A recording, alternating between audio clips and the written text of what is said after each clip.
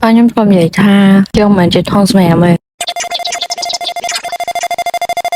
ជំរាបសួរគឺសួស្តីអ្នកនរគ្នាជួបគ្នាជាមួយខ្ញុំដងទៀតហើយខ្ញុំជីងខ្ញុំជាក្មេងស្រីម្នាក់ដែលចូលចិត្តស្ដាប់បាយខ្ញុំនិយាយដោយសារតែខ្ញុំថាចំណេះដឹងដែលខ្ញុំបានរៀនមកគឺជួយយើងមកផ្នែកប៉ុន្តែក្នុងសង្គមជាក់ស្ដែងគឺគាត់ក៏បានជួបច្រើនខ្ញុំក៏តែងតែស្ដាប់គាត់ហើយគាត់ក៏បាននិយាយប្រាប់ខ្ញុំផងដែរថានៅពេលដែលនរណាម្នាក់និយាយរឿងតានតឹងឬក៏ពិបាកចិត្តប្រាប់យើងគឺគេទុកចិត្តយើងហើយអ្វីដែលលើពីការទុកចិត្តយើងនោះគឺគេកំពុងតែធ្វើការលើកទឹកចិត្តពីយើង and everyone always said បើយើងមានរឿងក្នុងចិត្តឬក៏បាក់ទឹកចិត្តអីយើងអាចហៅនរណាម្នាក់អាចទុកចិត្តបានដូចជាមិត្តភក្តិឬមួយក៏គ្រួសារអីជាដើមដើម្បីរំសាយនៅទុក្ខកង្វល់ដែលមាននៅក្នុងចិត្តក៏ដូចជាឲ្យពួកគាត់ជួយលើកទឹកចិត្តយើងតែត្រឡប់មកវិញនិយាយចំពោះយើងជាអ្នកស្ដាប់ហើយនឹងតែងតែលើកទឹកចិត្តពួកគាត់តែយើងគួរតែជ្រើសរើសទុកវារបៀបម៉េចទម្លាក់ចុះរបៀបម៉េចនិងគួរលើកទឹកចិត្តពួកគាត់របៀបម៉េចដោយសារតែអ្នកទាំងអស់គ្នាមិនមែនជាធនសម្រាប់ទេនៅពេលដែលខ្ញុំនិយាយថាអ្នកទាំងអស់គ្នាមិនមែនជាធនសម្រាប់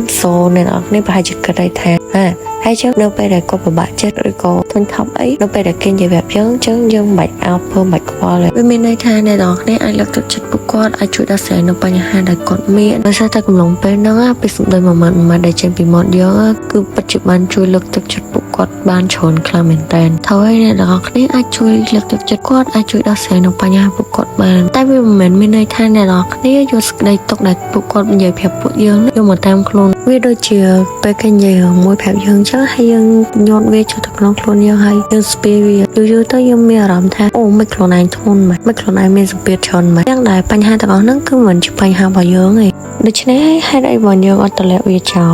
ចឹងនៅពេលណាដែលមាននរណាម្នាក់ពិបាកចិត្តត្រូវការលើកទឹកចិត្តពីយើងយើងលើកទឹកចិត្តពួកគាត់កន្លែងហ្នឹងហើយយើងតម្លាក់ចោលកន្លែងហ្នឹងវិញយើងកុំស្ពាយវាទៅតាមខ្លួនយើងតបពីស្ដាប់ពួកគាត់និយាយហើយអ្នកនរគ្នាដឹងអត់នៅក្នុងមួយនៅពេលដែលពួកគាត់រួចផុតពីបញ្ហាហ្នឹងឬមួយក៏ពួកគាត់បានទទួលនៅដំណោះស្រាយអំពីយើងគឺពួកគាត់អត់ភ្លេចយើងទេតែយើងបានលើកទឹកចិត្តពួកគាត់កន្លែងហ្នឹងហើយយើងក៏តម្លាក់បញ្ហាហ្នឹងនៅកន្លែងហ្នឹងដូចគ្នាយើងអត់បានយកវាទៅតាមខ្លួនយើងផងហ្នឹងដែលអ្វីទាំងអស់នេះហើយដែលប៉ាខ្ញុំចង់ប្រាប់ខ្ញុំថាយើងមិនមែនជាធនសម្រាប់ដែលគេបោះចោលនៅសេចក្តីទុក្ខឬក៏ភាពពិបាកចិត្តអីទេវាពិតជាងាយស្រួលខ្លាំងមែនទែននៅក្នុងការជួយលើកទឹកចិត្តពួកគាត់ក៏ដូចជារកដំណោះស្រាយពួកគាត់ហើយយើងក៏មិនបាច់ស្ពាយវាតាមខ្លួនយើងផងដែរ